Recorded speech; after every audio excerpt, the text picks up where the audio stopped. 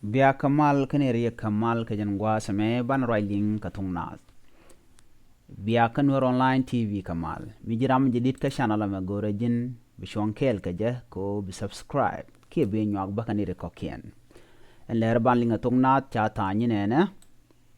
Chalar no shukur lal kene jebe shikaje ka Uganda te karon mi chawlad nwini. Ay kon jebe malade.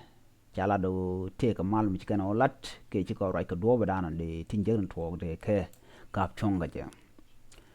en lera banaling che larnena kwal al kana kwar jabe shike jegre we ke Uganda kamen jekken ke jek kwishang amen jegan to ka jaba ko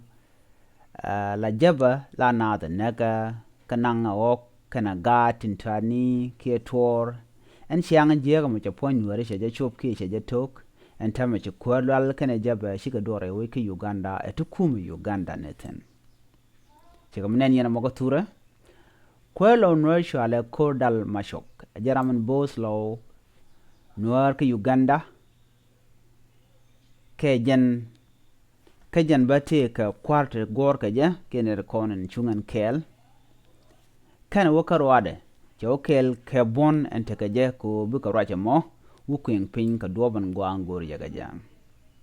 shala no shika tungwana long shop to go tishu ka maten ajele rende yan linka jan gwasa me biya ta kamal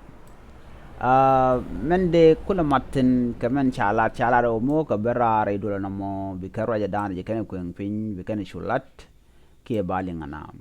mishe mal mi ben kam ngwen kenden kon entere which ki Uganda ki wiye ko kien dongda rangwang de ne kien corner da we dongde kan kalaro siang mo gwa jen gwa na jen ko reunion to ngwan kan ka gwar ne re kon kan gwar kan ne kon lat ke bet ki lat ke jek kan ne kon na kana mitela do mo dongde malder le ben ga je kam nat jela kan jen bu kana benak ro noir bu kanok bu kan ka benang bu kan gad bu kan kanang no mo siang mi na shuch ka jaba jen le dani linga jan gwas me wo ci kwar lal ci ke jekana kwar jaba rewi ke Uganda mi jiram jidita ka jan channel me